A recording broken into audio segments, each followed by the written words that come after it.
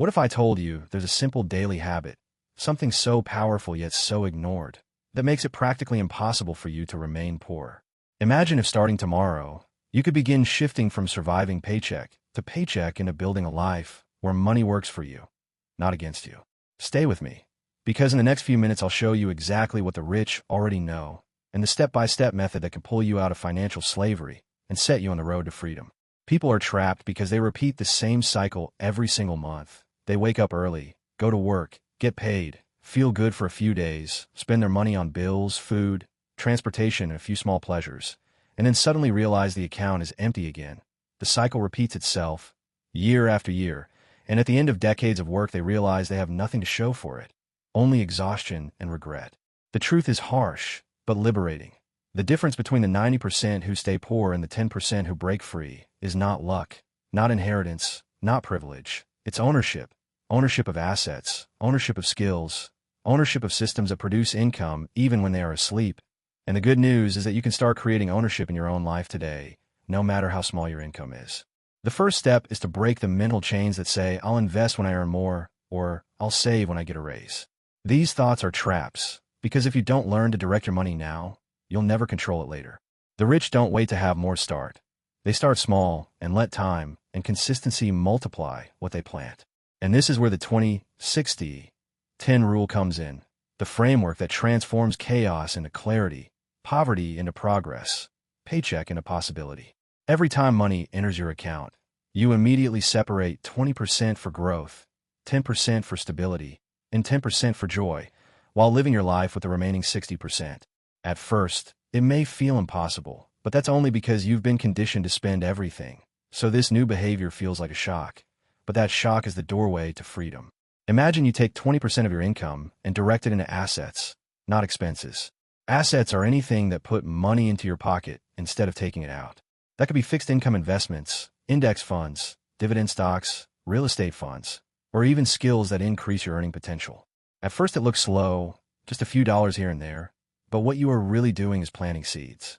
One seed becomes a tree, one tree becomes a forest, and in time, the shade of that forest protects you from the storms of life. Now let me tell you a story. Two men, Lucas and Peter, lived very different financial lives. Lucas started investing just $500 a month at age 20. Peter waited until he was 30 and invested $750 a month to compensate. Over the decades, Peter put in more money than Lucas. But when both reached 60, Lucas ended up with nearly double the wealth. Not because he earned more, not because he was luckier, but because he started earlier. That's the hidden power the poor ignore. Time is more valuable than money. Delay is more expensive than any bad investment. If you truly want to escape poverty, you must realize that every dollar you spend today is either a soldier working for you or a slave working against you. You either send your money in a battle to build wealth, or you let it vanish in the fog of consumerism.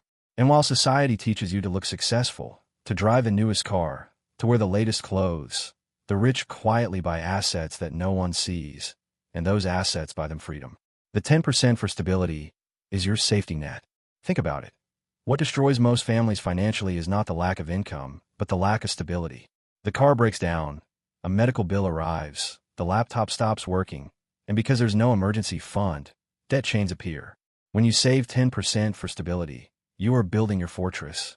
It's not glamorous, but it's the wall that keeps crises from burning down your progress. And every time you use it, you replenish it immediately. Stability is the foundation that keeps your castle standing. Then there are the final 10%, joy. You might think this is unnecessary, but without joy, discipline dies. Humans are wired for rewards. If you cut everything enjoyable out of your life, you'll rebel against your own system and sabotage it.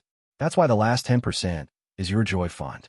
It could be travel, a dinner out, a hobby, anything that reminds you why you're fighting this battle. By having joy built into the plan, you avoid the guilt of spending and the burnout of endless sacrifice. And the largest portion, 60%, is for essentials. Essentials are not everything you feel like buying. Essentials are the things that keep you alive and functional. Housing, food, utilities, transportation, health, and basic clothing. The trap of lifestyle inflation is that as soon as income grows, people expand their definition of essentials. Suddenly the bigger house, the new car, the endless subscriptions feel like needs. But wealth is not about how much you earn. It's about how much you keep. If you discipline yourself to live on 60%, you force yourself to cut waste, cancel what doesn't serve you, and focus on the true necessities. Now, here's the most powerful part. When you automate this rule, when you decide that every paycheck will follow 20, 60, 10 without negotiation, you remove emotion from the equation. You don't depend on willpower. You depend on systems. The wealthy don't rely on motivation. They rely on structure. And the day you turn this into a daily habit, every single purchase measured, every dollar guided, that is the day it becomes impossible to remain poor. The system is rigged to keep you poor, but you can rewire it to set you free. Every dollar can either build your chains or break them. And if you commit to this daily process, growth, stability, joy, essentials, you will look back a few years from now and realize that poverty was not your destiny. It was only your mindset. And here's the deeper truth. Poverty is not just a lack of money. It is a habit, a way of thinking that repeats itself like a broken record, convincing you that tomorrow will be different while you continue doing the same things today. But the wealthy know that wealth itself is also a habit, a series of small, consistent actions that compound over time until they become unstoppable momentum. So the key is not waiting for the perfect salary or the perfect opportunity, but training yourself to win. The small daily battles that, stack together, create a life of freedom. Think about this for a second. If you place just $1 into an investment every single day, it seems like nothing, but what you are really doing is building discipline. You are training your brain to treat investing as natural as breathing, and once that habit is carved into your identity, the amount will grow, the dollars will multiply, and suddenly you find yourself in a position where investing is no longer optional. It's who you are, it's automatic, and that is why the wealthy never stop compounding their advantage. The system wants you to spend without thinking, to swipe the card, to click buy now, to live in the fog of consumerism where every month looks the same. But when you pause, when you choose to direct your money like a commander directs his army, you begin to realize that you are never powerless. You simply lack the map. And now that you have it, the responsibility is yours. Either you stay in the loop of debt and frustration, or you step onto the path of ownership and abundance. And here's the beautiful paradox. At the beginning, it feels slow, almost insignificant, like pouring drops of water into a bucket. But after a while, the drops overflow into a river, and then into an ocean, because compounding is invisible at first, and then undeniable. And the moment you feel the tide shift, you will never look at money the same way again. Imagine waking up one day and realizing that, while you slept, your investments paid you, your assets grew, your safety fund protected you, and your joy fund allowed you to live fully without guilt. At that moment, you understand what freedom tastes like, and that taste will fuel you more than any luxury purchase ever could.